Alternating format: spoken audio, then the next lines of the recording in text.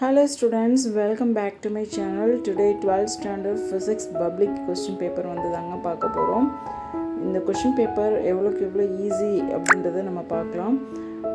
Most of all வந்து என்னை பொறுத்த வரைக்கும் கொஸ்டின் ரொம்ப ஈஸிங்க. சில பேர் வந்து 5 மார்க்கில் கொஞ்சம் டிஃப்ரெண்ட்டாக கேட்டுக்கலாம் அப்படின்னு சொல்லி ஸ்டூடெண்ட்ஸ்லாம் கமெண்ட்ஸ் பண்ணியிருக்காங்க. இட்ஸ் ஓகே, என்னை பொறுத்த வரைக்கும் ஓகே தான். இருந்தாலும் ஸ்டூடெண்ட்ஸ் சைட்லேருந்து யோசிச்சு பார்க்கணுங்களா? சரி, ஓகேங்க. சரி, வாங்க நம்ம வீடியோக்குள்ளே போகலாம். அதுக்கு முன்னாடி நம்ம சேனலை மறக்காமல் சப்ஸ்கிரைப் பண்ணிக்கோங்க.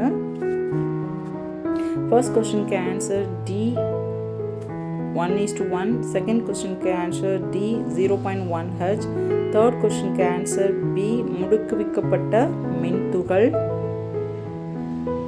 ஃபோர்த் கொஸ்டினுக்கு ஆன்சர் B Q/2m. ஃபிஃப்த் கொஸ்டினுக்கு ஆன்சர் D அதன் அலைநீளம். சிக்ஸ்த் கொஸ்டினுக்கு ஆன்சர் B 0.32 கிலோமீட்டர். செவன்த் கொஸ்டினுக்கு ஆன்சர் C முன்பை விட அதிகமாக இருக்கும். எய்த் கொஸ்டினுக்கு answer D answer is 2D. Ninth கொஸ்டினுக்கு ஆன்சர் D -0.8 ஜூல். டென்த் கொஸ்டினுக்கு answer option C.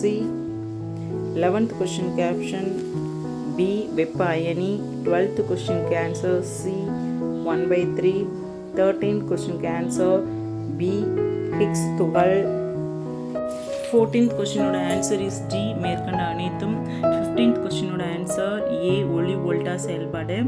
Next 2 mark questions வந்து பார்த்தீங்க அப்படின்னா ரிப்பீட்டட் கொஸ்டின்ஸ் தான் கேட்டிருக்காங்க. ஈஸியாக தான் இருக்கும். கண்டிப்பாக 6 கொஸ்டின்ஸுமே நம்ம வந்து அட்டன் பண்ணியிருக்கலாம். நெக்ஸ்ட்டு 3 மார்க் கொஸ்டின் வந்து பார்த்தீங்க அப்படின்னா மின்தேக்கிகளின் பயன்பாடுகள், இதெல்லாம் கொஞ்சம் ரிப்பீட்டட் கொஸ்டின் தான். மினிமம் வந்து 5 or 6 கொஸ்டின்ஸ்க்கு படிச்சிருந்தா கண்டிப்பாக நீங்கள் அட்டன் பண்ணியிருக்கலாம். ஏன்னா கொஸ்டின் ரொம்ப ஈஸி.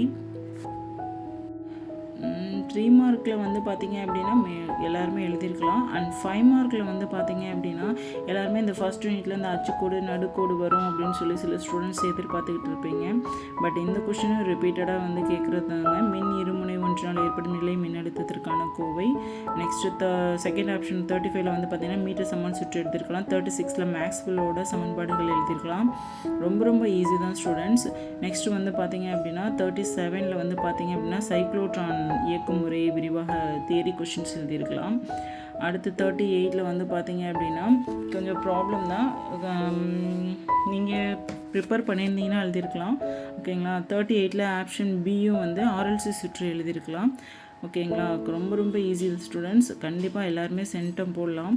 ஓகேங்களா? படிக்கிறவங்களுக்கு எப்போவுமே ஈஸி தான். அரைக்குறையாக படிக்கிறவங்களுக்கு தான் இங்கிட்டா அப்படின்ற மாதிரி இருக்கும். இருந்தாலும் கவலைப்படாதீங்க, எல்லோரும் நல்லபடியாக மார்க் வாங்குவீங்க. ஓகேங்களா? தேங்க்யூ.